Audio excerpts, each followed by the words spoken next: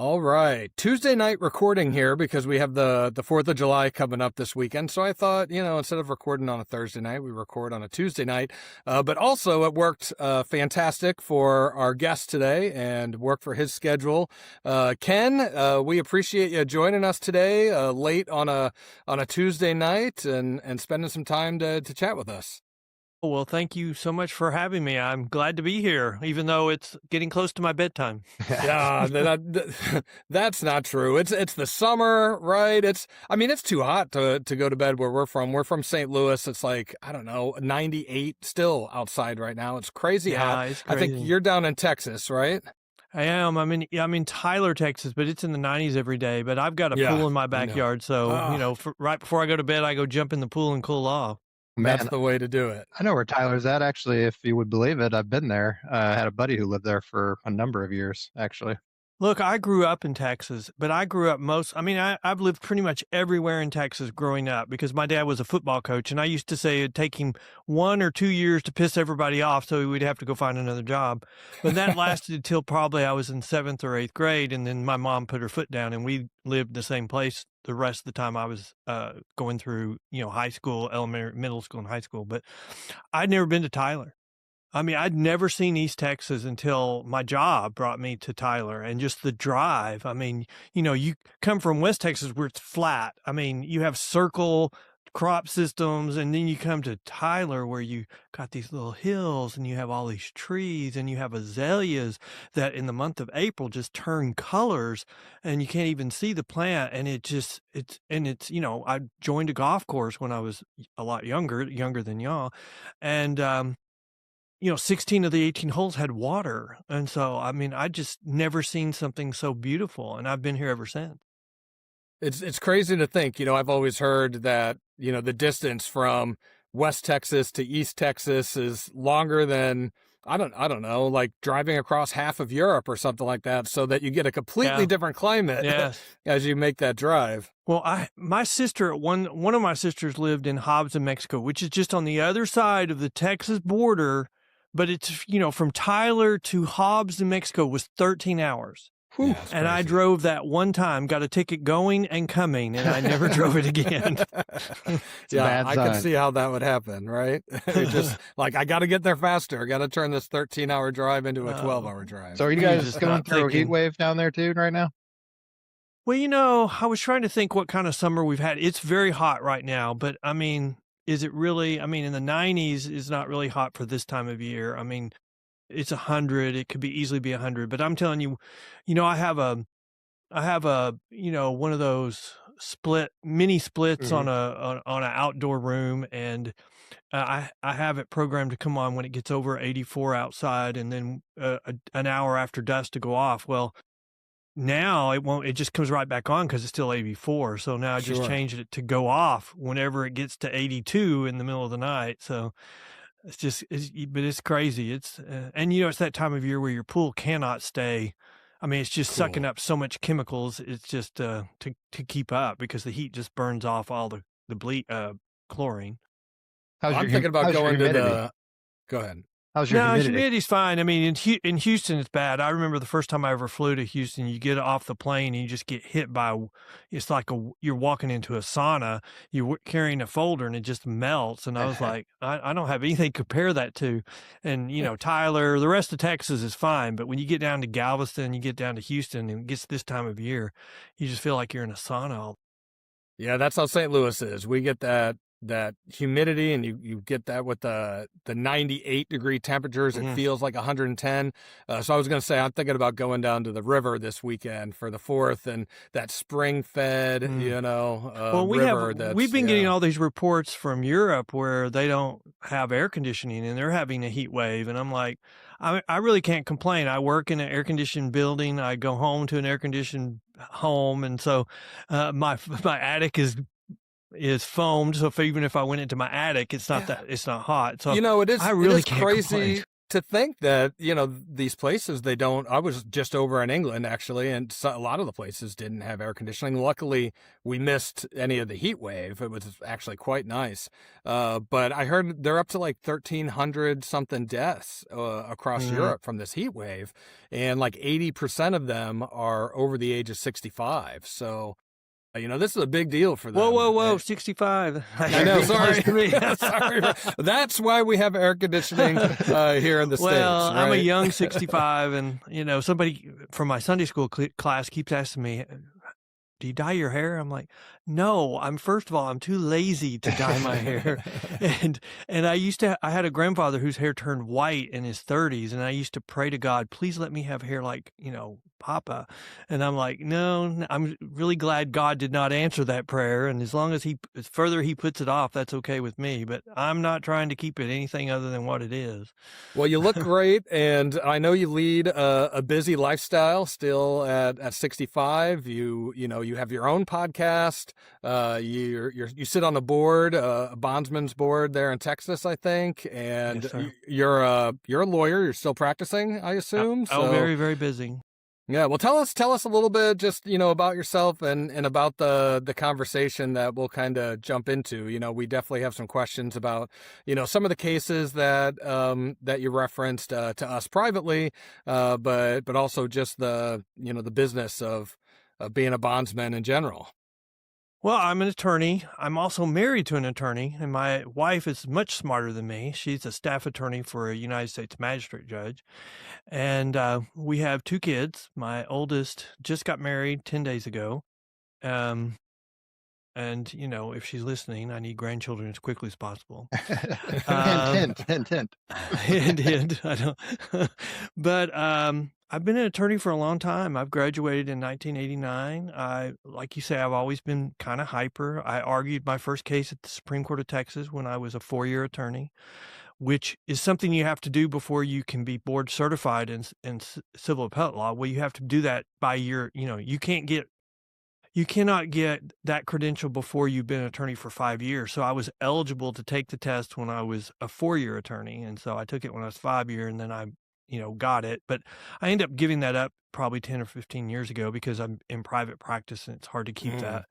But so I started out as an attorney doing medical malpractice defense. I was on court TV very young. We had a very good trial team, but I started doing a lot of appellate work. Have always enjoyed appellate work. Kind of have a legal mind about these issues, although I would say if you do, don't quote case law to your wife in bed. I learned that very early after our marriage. Some people would say they wouldn't have to learn that, but I had to learn that. That's not good pillow talk, huh? Yeah, I thought it was. I mean, and of course, when she was like, "Are you quoting case law to me in bed?" My response was, "Well, it says what I say it says, so yeah, I am." But a bondsman got in trouble, needed some help, and so someone suggested an appellate attorney, and that's how I kind of got started in this little world. And I represent several clients statewide. I represent bondsmen across the state. There's probably 3 attorneys in the state of Texas that do what I do statewide, and so very specialized. Very specialized, Yeah. very busy, but we enjoy it. Everybody knows everybody. Several years ago, I was asked to go to federal court to watch a hearing on which essentially is, the beginnings of bail reform, criminal justice reform. And I got very concerned after watching the hearing. I thought the judge was wrong. I thought she was going down the wrong path. And I thought she did that many times in that case. And I think I've been proven wrong. She's been reversed 7 or 8 or 9 times in that case.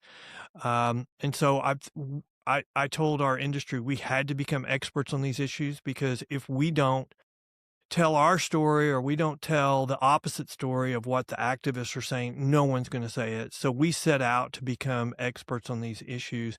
I mean, the perfect example is the Dallas Morning News. The activists were quoting some case where some trial court ruled in their favor.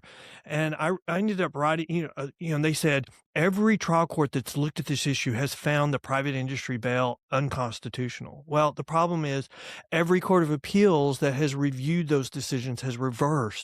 And so I wrote a letter to the editor, and it was published. And so that's just an example of how one-sided the debate can be.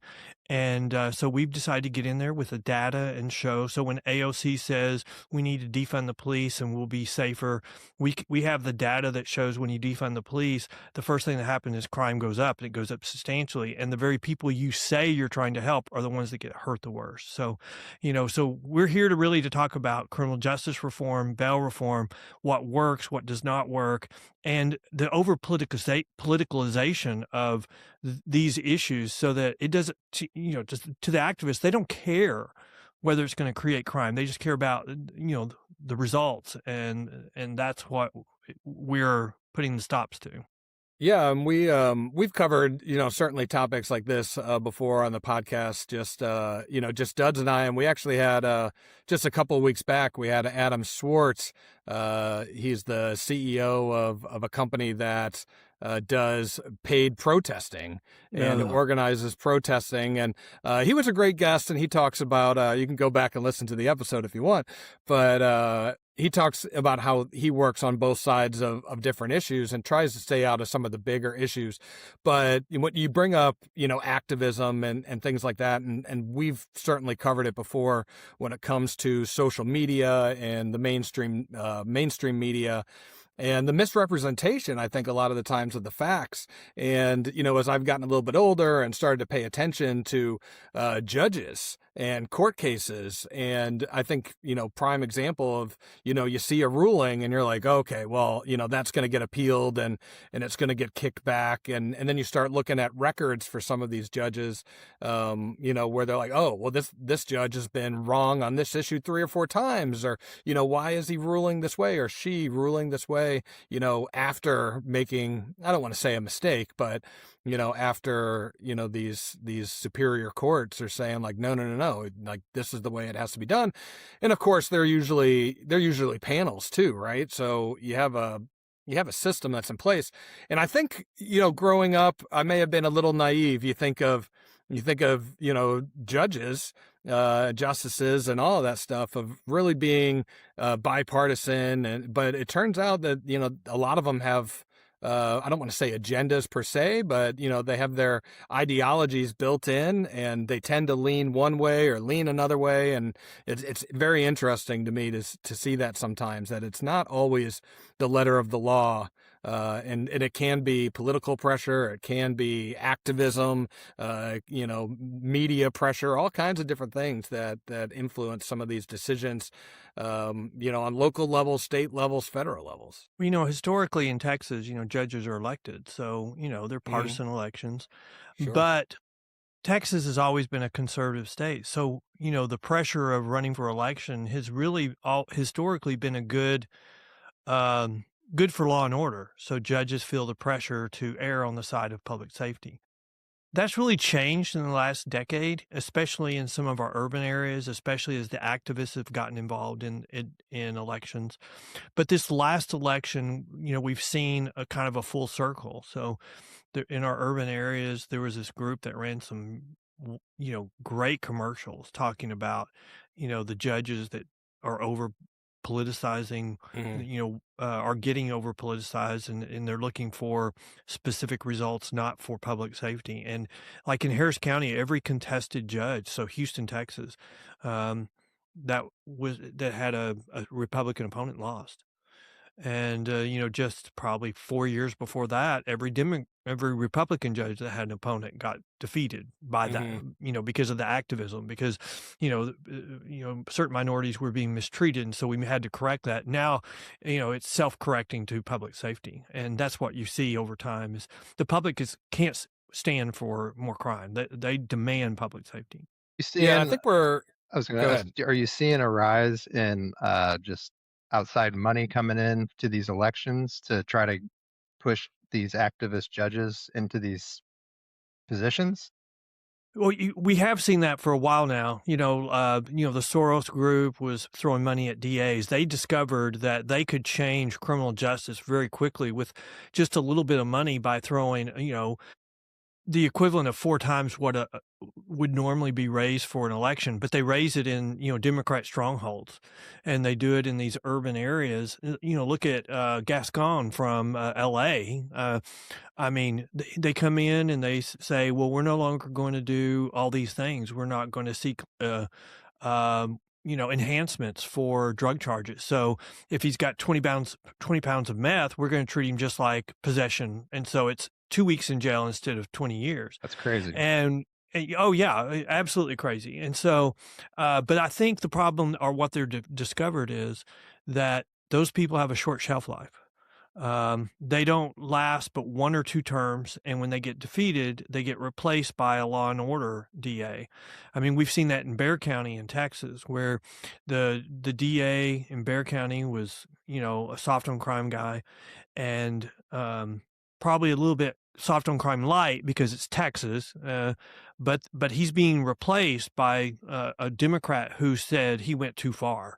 And both candidates that went into a runoff on the Democrat side, when he decided not to run for re-election, both said he went too far. One said they were going to continue some of his policies. The other one ran saying he just was in the pocket of the activists, and she's the one that won the runoff. So I think they have a short shelf life, and they're getting replaced by law and order candidates that are repudiating what they do. And so the activists didn't even get involved in that runoff because neither side were going to support them like they wanted. Gotcha. Have We you seen had, any push for like zero cash bail or anything like that, like they do out in California? Well, they say they support it, but the problem is, we've had a fight between Harris County, Houston, and the legislature over who controls bail policy in the state. Is it the commissioner's court in Harris County, or is it the state legislature? And so, I mean, the legislature just enacted a new statute that says if a judge is not following state bail policy, under state statute, that can be a grounds to have a complaint with the state, judicial commission, and they're to be removed while they're investigating it. So, I mean, That's nice. if they won't listen to the public, they don't want to lose their job. They don't even want to be removed. So, I mean, that just went into effect, after this last legislative session. So, I mean, there's been a fight. I think it's kind of ending, and it's reverting to the legislature sets policy. Seems like there needs to be some repercussions for not following the law like they should. Yeah, you would think so. But, historically, it's been really hard to penalize judges. I mean, this is kind of a little known fact, but in Houston, one of the things they were doing is judges were just not finding probable cause. Well, okay, we're going to dismiss this case because we're going to find there was no probable cause. The state doesn't have any right to appeal a lack of probable cause because you can just refile. But when you've got so many cases, 1,000 cases being filed a week, if a judge dismisses 100 of them for lack of probable cause, you're not going to go back and refile them because you got another 1,000 cases you got to get ready. And so that's one of the things that, the activist judges, or the activists were pushing the judges to do, is just, hey, find no probable cause. They can't appeal. And so we had that for a while. And that had to have some people stepping in and explaining away, or the legislature putting some guideposts on that. And so it's crazy. They're creative. They're willing to stick their neck out. We certainly here in St. Louis, I was going to bring up earlier, Kim Gardner. Ken, I don't know if you're familiar with that case. She was Yes. our district attorney, and is certainly no cash bail, and she had a lot of issues where, one, she just failed to properly prosecute criminals, and then the judges had they had to release them because they weren't being prosecuted properly. And it turns out, of course, she was going to nursing school on the side. She wasn't even she was the elected district attorney of St. Louis. I mean, a pretty big position. And of course, it was all Soros funding that got her elected. But I think you've started to see more and more of a push to, get back to the. Well, the problem is when they're pushing for no cash bail, I mean, what that really means is they're pushing for simple release. You can call it a whole bunch of different things, but simple release carries a high failure to appear rate. And a high failure to appear rate means that criminal case cannot go forward until they come back. And if you overlap on top of that a Speedy Trial Act requirement that the court strictly follows, all they got to do is miss court, not come back until the Speedy Trial Act kicks in, and that case has to be dismissed, which is usually misdemeanors, especially in California.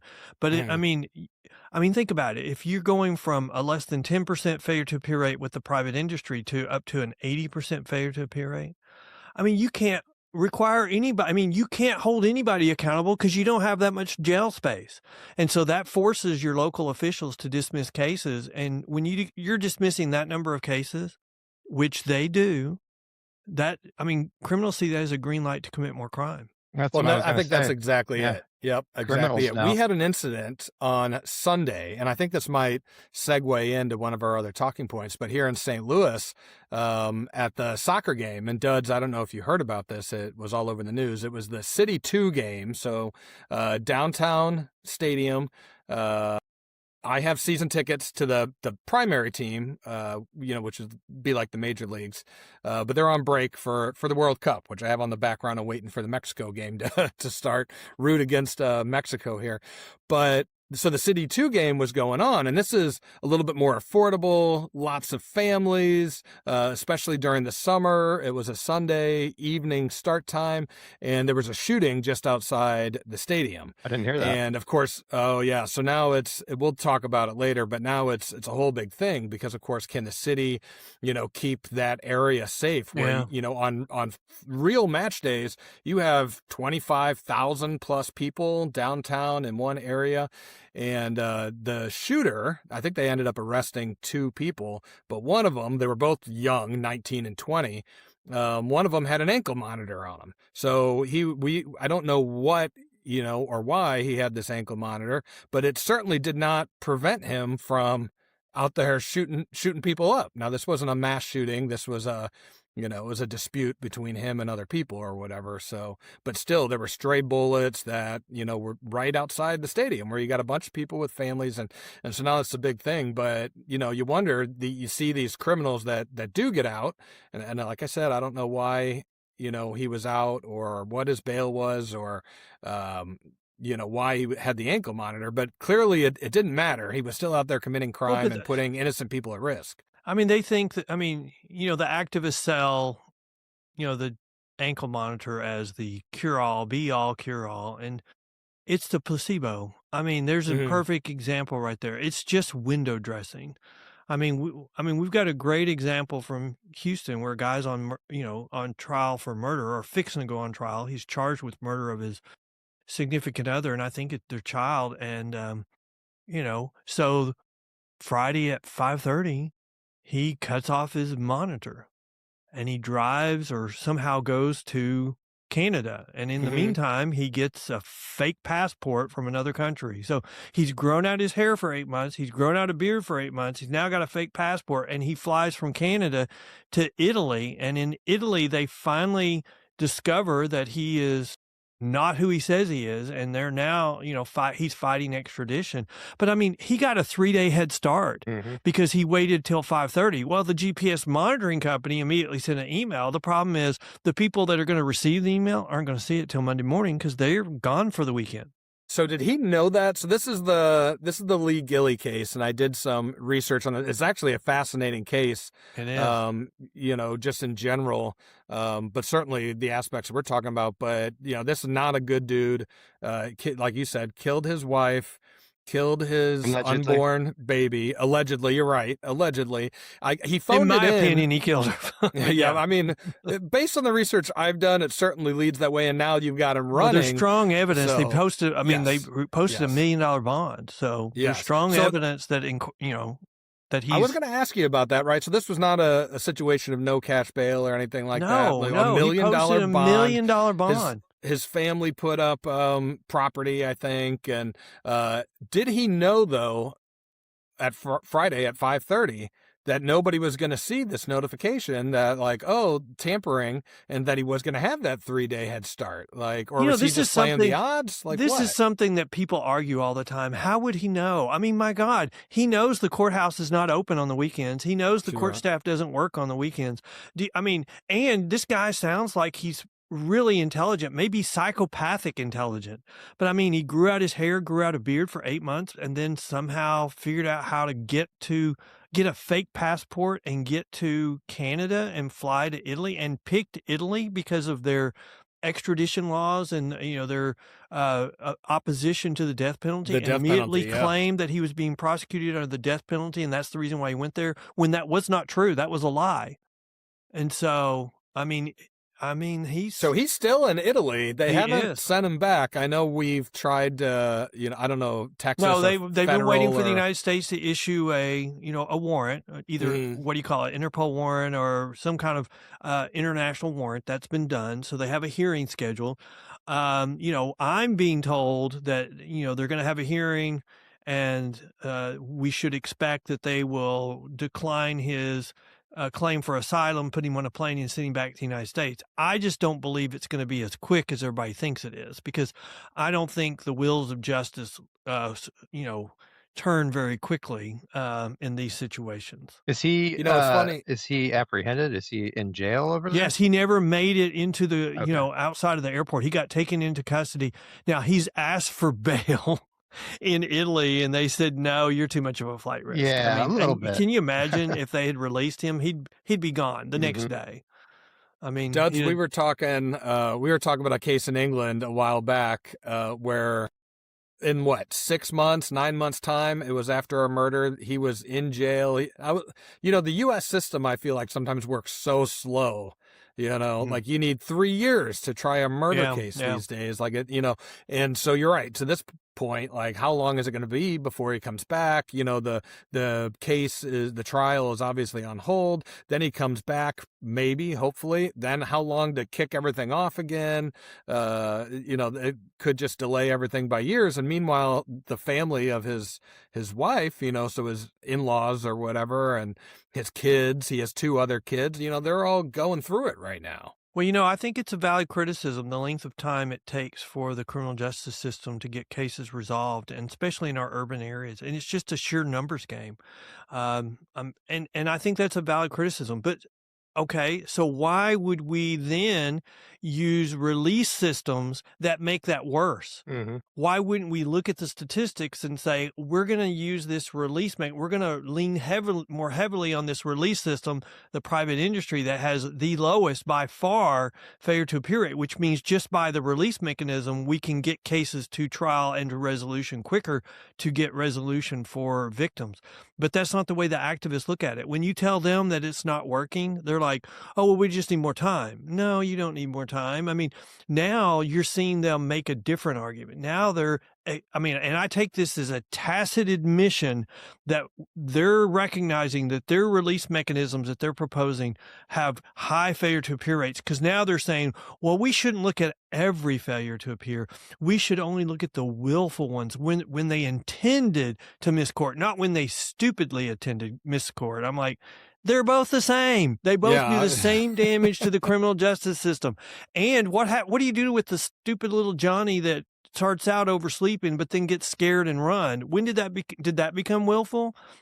Both of them create the same damage to the criminal justice system. And when they're arguing we should focus only on willful, which is what they're doing, it's an admission that their systems come with high failure to appear rates. And so now they're trying to differentiate between those so that they can still argue their system's better. Seems it's like more a fair. Common thing is trying to manipulate the statistics in their favor, right? Well, Yeah, that's yeah. exactly what I was just about to say. They've been doing that for years without anybody really realizing it. Last October, I wrote an article because these people were always saying, oh, you don't have to believe us. We say crime is not increasing because of this bail reform, but you don't have to believe us. Just look at the FBI statistics because they're showing that crime is down. Well, there was a whole host of reasons why the FBI statistics were wrong, and I wrote an article about that last October, and then 10 days later, shock of all shocks, the FBI statistics were updated, and suddenly they showed crime was increasing. And they're still they're not accurate because, they're switching over to a new system that you have to get new equipment to report on the new system. And so the largest law enforcement operations in the country weren't using the new equipment. But suddenly in the presidential election, you never heard anything about crime anymore. All you heard was people yelling, Trump is a fascist, Trump is Hitler. And it's because the FBI statistics were updated and they couldn't talk about crime anymore. I do think it's strange that, being anti-crime now is almost, from the left. It's considered to be whether it's racist or Crazy whatever the case may fascist. be, yeah, fascist, it's just like, no, I just want to feel safe when I bring my family downtown to a soccer game, Yeah. like we shouldn't have situations where, young people are being murdered and you have attacks that are completely, what's the word that I'm looking for here? Non-provoked attacks, on people for no reason. There's a lot of crazy people out there. There's a lot of criminals out there, and to me, it just makes sense. Like, yeah, keep them in jail. Well, So, 50% of all murder victims in the United States are young black males, and by and sure. large, their murderers or the people that killed them were young black males. Somewhere in this criminal justice reform debate, the activists have decided to favor the young black male murderer over the young black male decedent. And, Mhm. we've done that before in our history. We did that in the 60s. We felt safe. We became more forgiving in our criminal laws, crime increased, and we had a backlash, just like we're having now. And, the backlash started within our inner cities with pastors because they saw what it was doing to their young men. And so that's one of the reasons why Reagan was elected and with his war on drugs. And I would say this is one of the reasons why Trump was elected 2.0 because of immigration policy and crime policy. And he's been successful on both fronts, where he's been allowed to, Well, to he's done implement exactly what he changes, said he would do. absolutely. And I don't think anybody would argue he has not been successful on immigration. And I don't You think can't. anywhere where he's been allowed to help in our urban areas, that's been successful as well. What I don't understand is when, the local elected officials won't cooperate and there's no backlash from it. I mean, it's Trump derangement syndrome to the max and also identity politics. And I think that's coming to an end. I mean, but when you get to the point where identity politics is more important than crime in your area, there's a problem. And that's not sustainable. I mean, Eventually there is a tipping point, yes. right? Eventually people will wise up and they'll say, and I wonder specifically for St. Louis, like when does that happen here? Because eventually the downtown will just be a ghost town and there will be no choice. Like right now here in St. Louis, there's a big fight over the police budget. And I think most people are like, just give them the extra money. Like we're short staffed. We need overtime. We need to hire more people, whatever it may be. Like, why are we arguing over a couple $1 million? Just give them their money. Let's make the city safer. Otherwise, there's not going to be a city left. But, I think we've already entered the tipping point, and I think it's going to get worse. You can see that with Mamdani's endorsing some not just activist candidates, far left. Sure. Yeah. Activists on steroid candidates. And if that's what the face of the Democrat Party is, they're going to become a regional party. And that's been their past before. And, Texas has always been a conservative state. It used to be a Democrat conservative state, but then the Democrats didn't have room in their party for conservatives, so it became a Republican. I mean, there's going to be a time. I mean, we're getting to a point where there's no room for anybody but far less activists in the Democrat Party. I mean, well, you saw that's one Bill of the things Maher. we'll talk about. Yeah. Bill Maher said Yeah. it just on his last episode Friday. He had JD Vance on, and I've grown to like Bill Maher actually a lot lately over the last couple of years.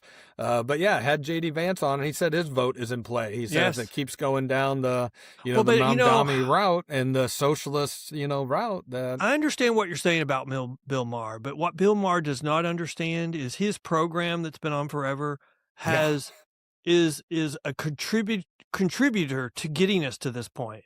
And now it's gone too far, but it's just the whole situation of when you create a mob, you can't control a mob. He's part of the Democrats that created a mob to win some elections. Now they're losing control and they don't like that. Well, you created the freaking mob, buddy. Yeah, and it is funny because if you go back and you look at just, his comments from 6 years ago or 4 years ago, and they sound crazy, and now he's overcorrecting. He's hit that tipping point. He's like, whoa, we gotta bring it back a little bit. But isn't that the problem on the Democrat side? They don't police themselves. The only time they police themselves currently is on a women's issue, a women's harassment issue. And that's the only issue. Anything else, they'll defend them. I mean, that goes all the way back to Clinton, where Clinton, they wouldn't even defend. I mean, they defended him against the women's issues. Sure. And so, I mean, I think where we are is a failure on the Democrat side to police themselves. You could argue that Republicans don't either, but I think the Republicans are being pushed to that point because the Democrats won't. And so, I mean, I always look at it as the Democrats say what they want to do that's crazy, and then the Republicans will show them how to do it because they're a lot smarter. But we'll see. Trump derangement syndrome is kind of killing everything. We've definitely talked about that, and I do wonder, where the next election takes this country, because I mean, Trump will more or less be out of it. He might be. Yeah, but okay. So in all the Republicans, everybody's been a Hitler. From now on, everybody's going to be worse than Trump. Yeah. J.D. Vance, they've been attacking him for at least 6 months, probably a year, saying he'll be worse than Trump. So, so you wait. I mean, every Republican from now on will be worse than Trump. We can't support him. All back to identity politics. Yeah, it's not going to go away after Trump is out of office. So I can guarantee you that none of this is going to change. They're going to keep pushing that. Everybody on the right's a fascist. Yeah, but then we're going to go back to some regular politicians, I'm afraid, because I mean, the regular Republican politician would not have the guts to do what Trump has done. And I'm not critical of them, really, because I don't think anybody would be able to withstand the litigation, the lawfare that was thrown at Trump other than Trump. I mean, no one else but him could have survived that.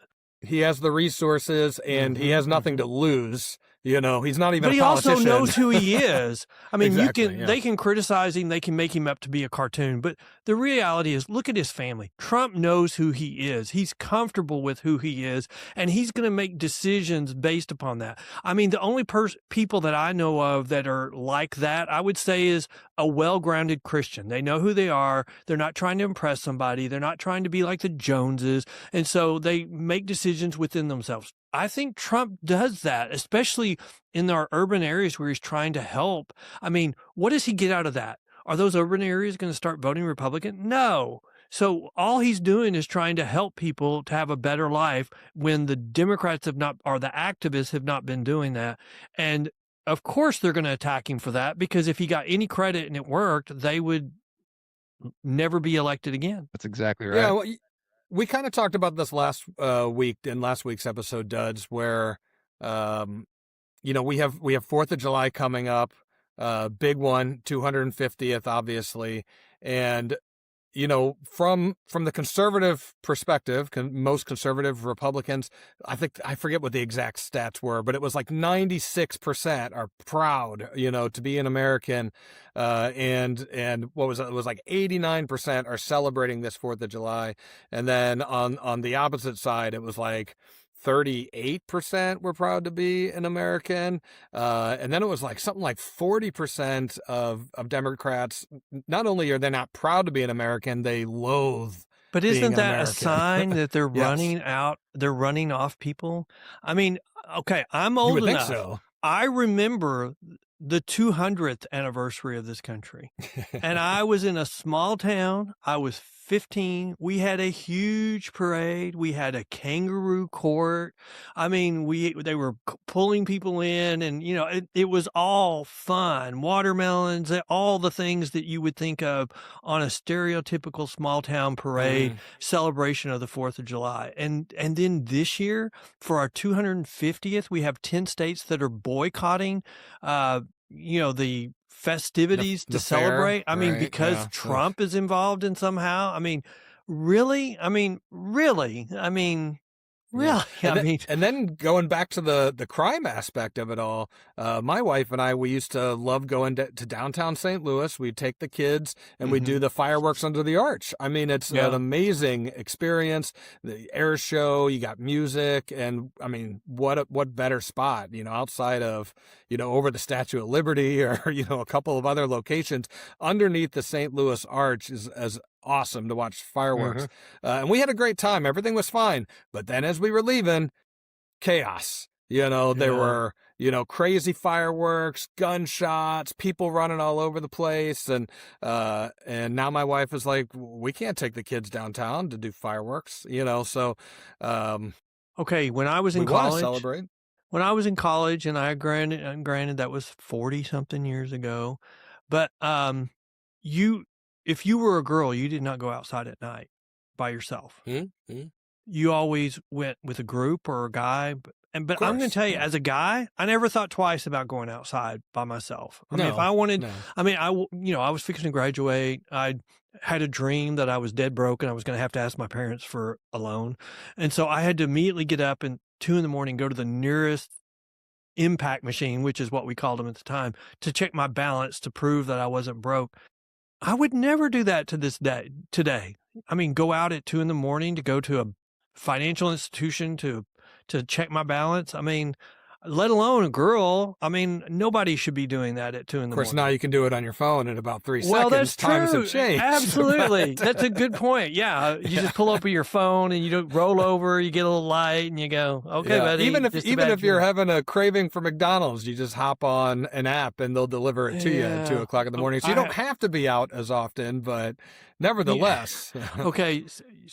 Somebody told me recently that they have, they have a pretty good job, but they have two sons, and their two sons spend more money on DoorDash in a month than you or I would on a mortgage for a home. It's one thing And I I'm refuse like- to spend money on. I'm like, I don't even have the DoorDash app, but I mean, I mostly meal prep because, I'm at the age where if I'm not fighting gaining weight, I'm just gaining weight. So I meal prep, but I'm like, oh, God, all I got to do is look at a Whataburger or, whatever, something from McDonald's and I'll gain 5 pounds. You Yeah, can't, well, you sure. can't leave your house to go get your food from a fast food restaurant. You probably shouldn't be eating it. That's definitely true, I think. And you probably shouldn't be eating it anyway. Prices have gone up. Even to have a meal from McDonald's now costs you $15-20 just for one person. I know. But then you throw DoorDash on it, and now it's $30, and you got to get the priority delivery now. Otherwise, your cheeseburger comes cold. And it's like, when who I wants to was mess a with all that? brand new attorney in Tyler, Texas in 1989, drive-through Whataburger, which is the greatest. It's a Texas Agreed. institution. Yep. $5 for the number one, for the water meal. I mean, now $13. The only time I ever have stuff like that is when I'm traveling for work and the company's paying for it. But I do like Whataburger because we don't have That's them the here, hardest so. thing for me is when I travel is, staying, true to trying to eat all your protein, not eat any snacks. And it's like, well, it's just, I'm traveling. I don't have anything to do but just snack. Yeah, Ken, I just went through it. I just went through it all. I've traveled for work my entire career, and I just lost 30 pounds. I lost 25 getting ready for this wedding. How did you lose 30 pounds? Yeah. I cut out carbs. I focused on protein and, hydration, working out. So now I have about 120 ounces of water every day. I hit, 130, 140 grams of protein. And, when I was going hard, I was probably like less than 10 grams of carbs a day. But even now I do, keto bread. I had tacos tonight for dinner, and I did, carb balanced tortillas and light mayonnaise. Just made a couple of changes, and but it's still tough when I hit the road. I mean, I've been working out for 2 years. So, but I did the intermittent fasting. And I do that too. I don't start eating till noon. I tried to start eating till noon, but I have to have coffee in the morning with creamer in it. Well, that breaks your fast. So I flipped it on its head. I start eating at 6:30 in the morning, and I stop at lunch. And so when I was losing weight, and I would just lunch was my last meal of the day. But now I'm trying to just maintain. Just Yeah, keep that's me at kind of where I'm 180. at. Yep. Keep me at Yep. 180. I'll be fine. I Good think a for lot of you. people Good don't for even you. realize how carrying another 25, 30, 40 pounds makes you feel too. You drop that weight, you feel a lot Oh, better, yeah. you know? Well, Mm. my blood pressure went from 135 to 117/90. So, Yeah, I perfect. mean, 117/76, that's normal. Yeah, ideal. I mean, Yeah. I didn't think my blood pressure ever knew what normal was. Yeah, all of my lab tests and everything, I had gone to the doctor, I think when I turned 40. I hadn't been since I was 18, so Wow. 18 to 40, no doctor. And then I went Mhm. to the doctor. Everything was still in the normal range, but on the cusp of not, and I was like, all right. And then you go back a year later and you lose 30 pounds, and then boom, all of a sudden, all the numbers are right in line. So it's crazy. You just got to stick what with that it. could Well, do my for you. wife and I have always tracked cholesterol. So she takes cholesterol medication and I have abnormally low. So it's hereditary. It's nothing I do. I mean, there was probably a time, 20 years ago where my cholesterol was double digits. And so now I can eat and go to the doctor and it'll still be 150. And then my wife will be looking at me like, I hate you. I take medication to get mine to be that way. And so I've always been lucky with that. And I'm, a healthy person. Just, I just have my grandfather's enlarged prostate. If I could figure out a fix for that, then I'll live forever. Eventually, something always catches up to us. I look at our other co-host that he hops on every now and then. Nilla, he was always super thin, could eat whatever he wanted. And once he hit 40, all of a sudden, Yeah. and now I think, we're both skinnier than him now, Dud. Yeah, So you get older, the all of a sudden, metabolism decreases, you eat That's junk right. Yeah. food, you When I don't hit work out. 40, I started gaining weight. But if I wanted to lose weight, I just had to jog for 2 weeks. And then my metabolism would kick in and I'd be fine for another 4, 5, 6 months. And then I'd do it all over again. But now that I'm in my 60s, I just look at food and gain weight. And so if I'm not walking, if I'm not working out, if I'm not intermittent fasting a couple of days a week, I was 180 the day before the wedding, 10 days ago. 2 days after the wedding, I was 6 pounds up. And I'm like, how can you gain? I mean, Google says you can't gain that's all water weight, probably. I'm like, it's all food sitting in the digestive tract waiting to be expelled. Yeah. When I came back from England, I made sure not to weigh myself until I had 2 or 3 days to get back on, track. And then I weighed myself and I was only up a pound or something like that from when I left. I'm like, all right, I feel good about that. You can go to England for 10 days and come back 1 pound up at 42. Yeah, I'll take it. absolutely. I mean, I would take that in a heartbeat. I mean, I would pay money for that. But I don't know. I mean, I'm a picky eater, so I'm not sure there's that much food in England I would be willing to eat. Oh, I had some good food. I certainly had the fish and chips and all that, but we went to some fancy restaurants and drank some nice cocktails and good beer. I drink these Yingling Flights because they're only 2.6 grams of carbs and 95 calories. So I just drink water. yeah, I was a 7 Diet Coke person a day for years. I mean, probably since I was 16, I was a soft drink person. And so in the last 3 years, I've had 1 Diet Coke. Yeah, Nice. I cut out a lot of soda. That's for sure. And you know what really affected me, and we can move on, but when affected me is I was taking acid reflux medication because of all the soda and carbonation. And the problem I didn't realize when you quit taking Prilosec, it's addicting. So your body starts increasing its production of acid, and so you're like, oh God, I got to go back on it, go back on. And so then I finally researched it. You have to stay off of it for 2 weeks so it'll settle back down. So then I was like, okay, I'm just going to go buy a bunch of Tums, and I Power through. Power through for 2 weeks, and I haven't taken Prilosec since. So I'm like, I never dreamed that it's addicting like that. Sure, Probably it's interesting. part of the plan, Yeah, I was just gonna say that. Yeah, they know, oh, I don't need this anymore, and then you're like, oh no, what a difference it makes, and you realize It's that. crazy.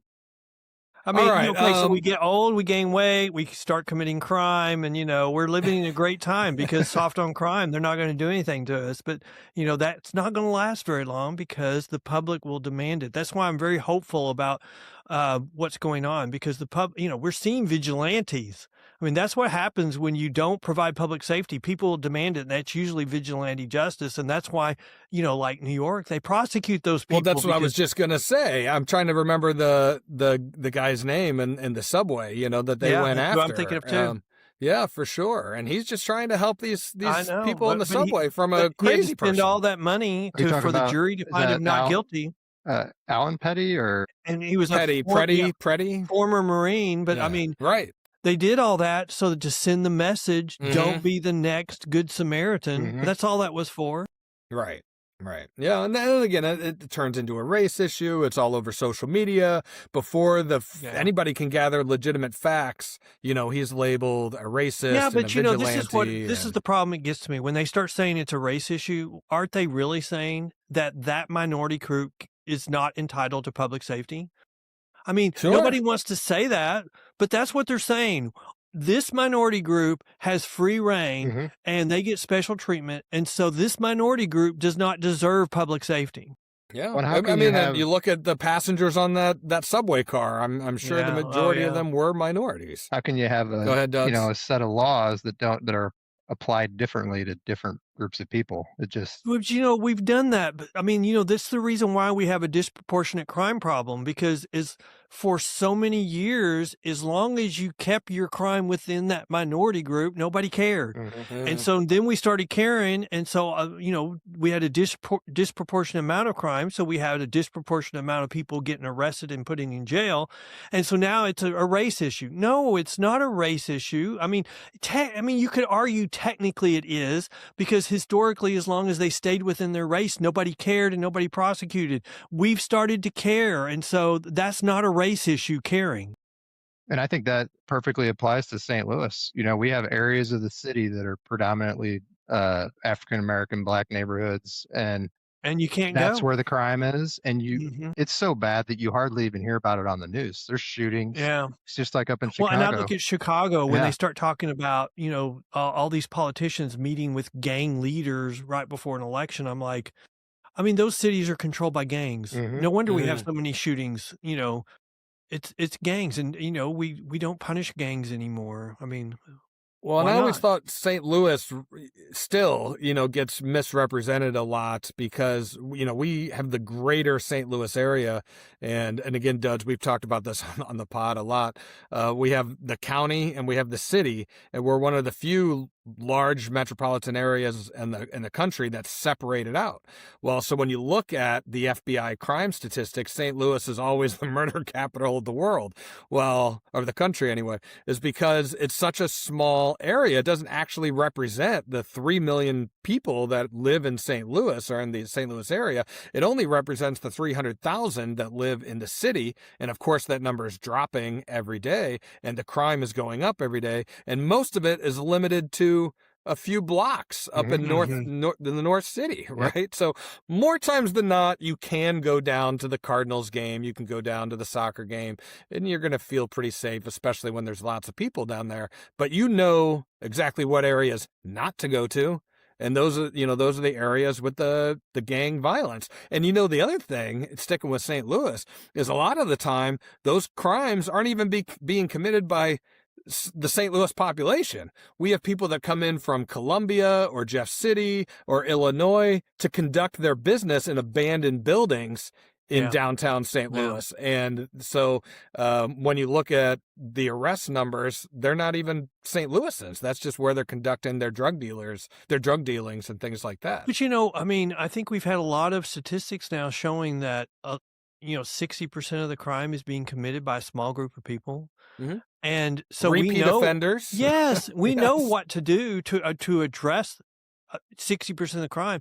It's just these activists are doing things that are preventing us politically from doing that, calling So- it racist, doing Yeah. pseudo studies that are false, and it's just ridiculous. And so that's what I was going to say. Their main argument probably is the racial argument that the justice system is disproportionate to minorities. What are some of the other, arguments for, whether it's no cash bail or ankle monitors or early release or whatever the case may be, that we are seeing these repeat offenders back on the streets and more times than not, I think, committing another crime? Well, I would say on the GPS monitors, one of the things I would say about that, I've already said it's a placebo, but what nobody ever says is that's more expensive than the private industry bail. And you're not getting any supervision. You're just, if it runs the battery low, if it gets low, somebody's reporting the battery's low, and then whoever's going to say, oh. But the problem is when you have the private industry involved, they're reporting to them. They're checking in weekly. And so it has the highest level of supervision. That's what we're getting rid of with all these soft on crime policies. We're getting rid of all supervision because nobody's adopting the New Jersey plan because it went bankrupt or, spent more money than they budgeted for it multiple times.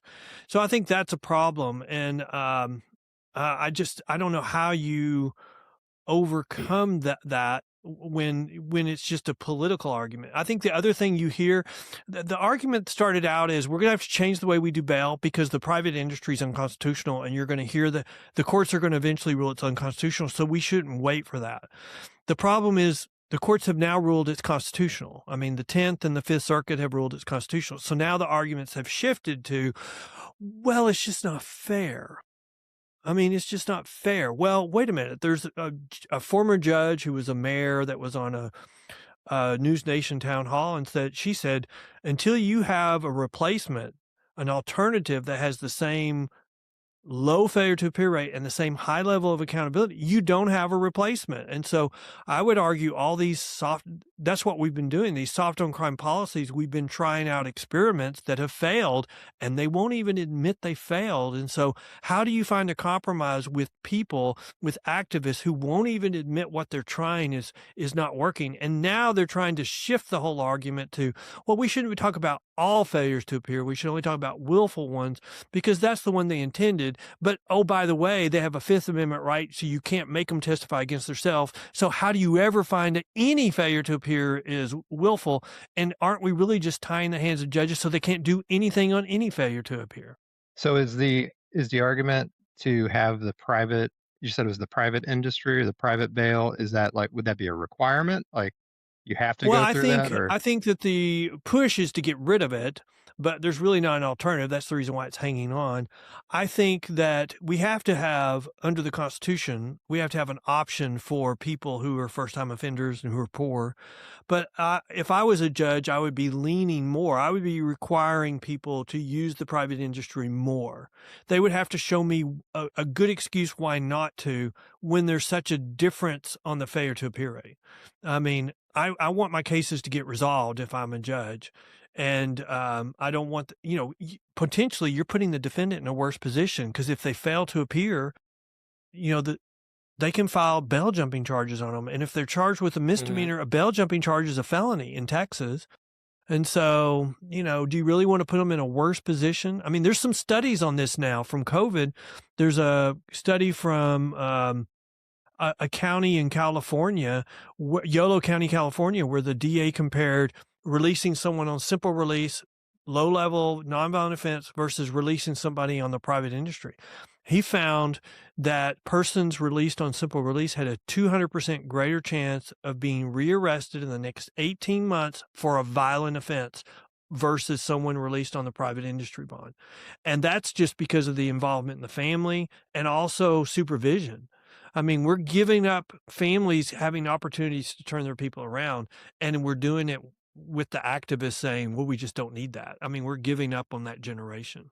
Well, and something I was going to ask about was the difference between violent offenders and non-violent offenders. Like there has to be a clear difference there. And again, we go back to this Lee Gilly case, where he's accused of murder. And I understand he did use, private bond and it still didn't work out. And he did have an ankle GPS monitor and it didn't work out. I understand all of that, but certainly, there has to be an argument made here for violent offenders. Well, and that's really, I mean, let's talk about the pendulum. The pendulum swung really hard to the left where we were giving simple release to people accused of murder. Mm-hmm. I mean, for a while I was arguing in Houston, you got one free murder before you were going to be held in jail, like you get one free bite. Crazy. Before you're a dangerous dog. But now the pendulum is swinging too far to the right where we're just going to hold everybody.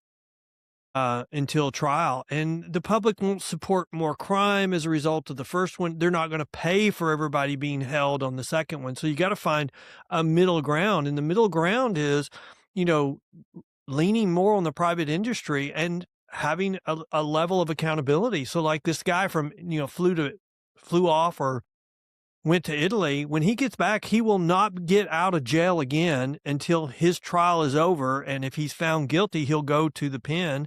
And if he's found innocent, he'll be released. But once he gets back to the United States, I mean, the problem is we shouldn't wait until they're accused of murder to hold them accountable. We should be holding everybody accountable. If you've gotten out of jail on simple release and you don't show up, why are we giving them second, third, 15, 16, 17 chances? I remember getting a speeding ticket when I was 16 and had to show up to court and put on a tie. And, you know, the judge was so impressed that I was even there and dressed up. I was just representing myself. And he dismissed all the charges, you know, for my speeding ticket. Now, because there were, again, I was 16, a bunch of other kids, even from our high school duds, and I won't name names, but they were in there for, you know, minors in possession of alcohol and drug charges. And he sees me with a speeding ticket dressed up and represent myself, and he's like, "Get out of here!" You know, okay. But like to not show up to court to me is just look. It I does have not the compute. opposite. I have the opposite story. I have a really bad story about myself during COVID. You know, all these soft on crime policies during COVID. I'm like, I didn't get my inspection sticker renewed. And I'm like, they're not going to put me in jail for not having an inspection sticker. They've got all these soft on crime policies. You think they're going to put me in jail? Well, I ended up getting like 3 tickets for not having a inspection sticker. And it got to the point where they wouldn't even renew my driver's license. I thought I just thought I was so... The bureaucracy of it all. I was, right? And you know, really the bureaucracy set up to punish people like us who have jobs. And so, I mean, I ended up having to go before a judge to get my driver's license. And I mean, I felt so bad, you know, that I had manipulated the system that when I went to pay my fine, the guy in front of me was like, "Can I get a payment plan? And, you know, I really can't put down this much." And so when it came my time, I was like, I want to pay mine, and I want to pay the guy that was just here in front of me. I want to pay his too. And they're like, "Why?" I'm like, "Well, because I've really just used up a lot of bad karma, and I need some good karma." Need some of that, need some good karma And back. so I'm hoping that God will see this, and he'll give me a little good karma as a result of this. So Little penance for you there. You go. That's right. That's right. I have a couple things. One, go ahead. I'm really surprised that you could even be let out, like you said, on bail for if you're accused of murder. I would think that It was a $1 million bail. I understand, but I would think that if you're going to hold anybody in jail, that it would be people that are violent. Well, you know, in Texas, you has to be under the Texas Constitution that you get held, and under the Texas Constitution, you have to be charged. At the time, you had to be charged with capital murder to be denied bail. He wasn't charged with capital murder. He was charged with murder, which I don't know what the difference is. It's a lesser crime. We've now, since then, we've amended the Constitution. So if that crime happened today, the DA's office could file a motion to detain him until trial, and they could have a hearing on it. And they've had a couple of those in Houston, and they denied bail. Okay. So I think if that happened today, especially under those facts, he would be held. But at the time, you know, they set, you know, but they set bail, you know, for $1 million. They should have set it for $2 million. I mean, you know, everybody and that's thinks all up to the judge, right? He gets. It is, but you know, the gets pressure from these soft on crime people is we want to treat everybody the same. I'm like, the criminal justice system is not intended to treat everybody the same. If he's got $1 million in assets, then the bond needs to be higher. I mean, I don't need $1 million bond, but he needed $1 million bond, or he needed higher than $1 million. You need some incentive for him to come back and show up, right? And that would be yes. And you know what? I mean, obviously, he's such a crazy person. He doesn't care that his parents or his family's having to, you know, fork over and start pulling together assets to pay $1 million if he does not come back. I mean, well, are they out that anyway? Because he's obviously going to miss his originally scheduled court date. So do they have to pony up now or not yet? So in Texas, you know, each state's different because bail's regulated by the state. But in Texas, so he's charged with a felony. So If he comes back within 9 months, then we'll get his case back on track, and the bondsman will have to pay, but it'll be a reduced amount. They'll have to pay interest, which interest on $1 million is a lot of money, plus court costs. Yeah. But that's a lot less than $1 million. Do they have insurance for this kind of a thing? Well, I mean, the bond, I mean, not the type of insurance you think of, but you know, I'm like thinking insurance, of like a baseball team when they have insurance for a player that gets hurt or something like that. No, I mean, they posted $1 million bond. If he doesn't show up and he doesn't come back during the statutory time period, they're going to write a check to the county for $1 million. And Harris County, Houston is they follow the law. So if he's back in 9 months, then they'll owe this amount, and if he's not, they'll owe $1 million plus court costs. Interesting. So if I get this right, the way that the bond works or the bail, there's a difference between bail and bond. Is that right? No, I mean, bail, I mean, same? I would say those are synonyms. I mean, bail and bond, I mean, those could be synonyms. Bail is the verb. You post bail, but you're posting a bond to get you out of jail. Okay. So the way I had always thought that it worked was if a judge were to set your bail at $1 million, you could either put the $1 million up yourself, and then when you'd show up, you'd get your $1 million back because you showed up. Or if you didn't have the $1 million, you could go to a bondsman or a bail bondsman, and they would post the bail for you. And then at the end of the day, you'd show up, and they would keep 10% of that. Is that how it works normally, or? They only have to post like 10%, I think, actually, at the time. Well, I mean, right? it depends on the state. You know, Texas has 3 types of bonds. They have cash bonds, which is, like you said, post the whole $1 million with the court, and you would get it back with a small fee going to the county for having to keep up with it. Or a surety bond, which you would normally pay a premium for them posting that bond, which would, for $1 million bond, would probably be $100,000, might be less. It's negotiated. But then you have personal bonds, which is a simple release. And, you know, that carries, you know, a $20 or a 3% charge, but you don't see that anywhere in the state but Harris County would they give you a personal bond for that kind of charge. But other states have other things where you could pay it to the court, 10%, or you know, like New York calls it release on no bail, but they wouldn't release somebody on a murder charge on no bail. California would call it release on zero bond. Chicago, which has gotten rid of their private industry 2 decades ago and recently got rid of the cash bonds, which is posting cash.